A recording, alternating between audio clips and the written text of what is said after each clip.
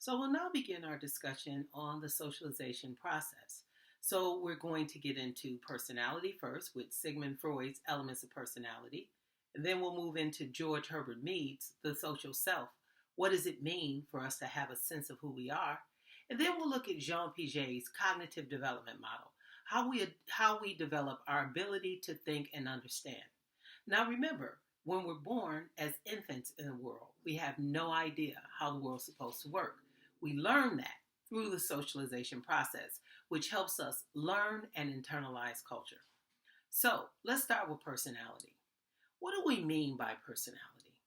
Well, personality represents the mental and emotional characteristics in the individual that determine how we respond in our interactions with others and with the environment and to the environment around us, rather. So, according to Sigmund Freud, there are three parts of personality: there's the id, the ego, and the superego. Now, the first is inborn, and that's the id.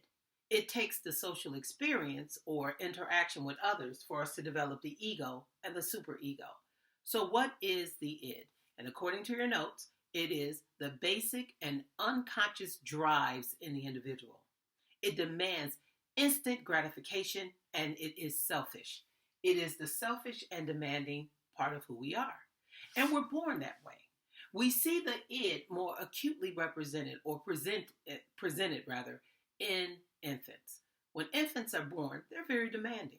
They cry and cry and cry for what they want. They cry when they're hungry. They cry when they want to be changed. They cry when they want to be held. They cry for attention. But they don't have a concept of time. You can't tell an infant, hey, wait a minute, or hey, wait, I'll get to you, just a second. They have no concept of time. All they know is they want what they want and they want it now. And if that parent wants some peace of mind or peace in that house, they give that infant exactly what they demand. And then we move into the development of the ego. Now, the ego represents that part of us that has to accept that we cannot have everything we want. And at some point in that child's development, a responsible parent begins to establish boundaries, telling the child no, not giving in to the child's temper tantrums or their impulses. So the parent begins to constrain the child, telling the child no. Now, the child may not understand why the parent is not giving them what they're demanding, but they have to accept because the power lies with the parent. You know, there's a saying, your arms are too short to box with God. Well, your arms are too short to box with your parents too. And children learn very early on who the power is with. And the power should be with the parent. So we learn to accept that we cannot have everything we want. Now, as we continue to grow and interact not just with our family, but we go to school, we interact with others, we begin to understand the norms of our society, what our mores are, our sense of right and wrong. We then develop the superego. And the superego is represented by the conscience in the individual. The conscience. So what is the conscience? The conscience is that part of our mind that helps us distinguish between right and wrong. It's that little voice in your head that reminds you that, you shouldn't do that. You know better than that. That's why we have understanding. So when there's that part of us, the id, that is demanding and selfish, and it wants what it wants, is in conflict with the superego, and these two are in conflict because the id and the superego are polar opposites. The id is selfish, it wants what it wants. The superego tries to bring about understanding in the individual. Now, you know better than that. If you want to imagine the id and the ego in some kind of form, think about the id as the devil on your shoulder and the superego as the angel on your shoulder. So the id is telling you, do it, do it, do it.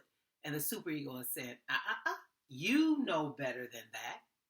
And what happens when you ignore your superego, your conscience, and you give in to your id? Guilt. Whenever you do something that you should not have done, then you feel guilty afterwards. Now, why do you feel guilty? Because you knew it was wrong before you did it. You understood that what you were doing was inappropriate. So that's why you feel guilt. So when the id and the ego clash and the id wins, The result is guilt. Now, again, the id and the superego are in constant conflict because they're polar opposites. One part is selfish, the other has to be considerate. And sometimes that's difficult to do. So Freud acknowledged that we're going to always have that part of us that's selfish, that's demanding, that wants what it wants. It's just balanced out by the development of the ego and the superego, but it's still there. Anytime you're frustrated, anytime you want what you want immediately, and you can't get your way, and you start getting angry inside, that's the id acting up. But what typically happens is the ego and the superego step in and say, hey, calm down. You're not going to get anything by getting angry. Just relax. Be patient. Your turn will come, or whatever the case may be.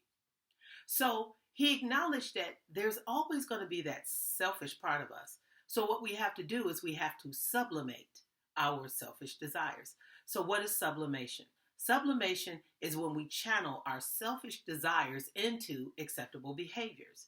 So let's say you're someone that has a really bad temper, and sometimes you just want to pop off on people. Now, you know that'll get you in trouble sooner or later.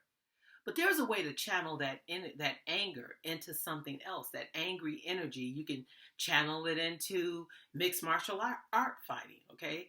You can become a kung fu expert, or go and take a Krav Maga class so you can beat up on people and get that energy out. Or you can become a boxer or play football and sack the quarterback, whatever the case may be. But you can take that anger and you can channel that into something that's more acceptable. That way, you're satisfying your id without violating the cultural norm.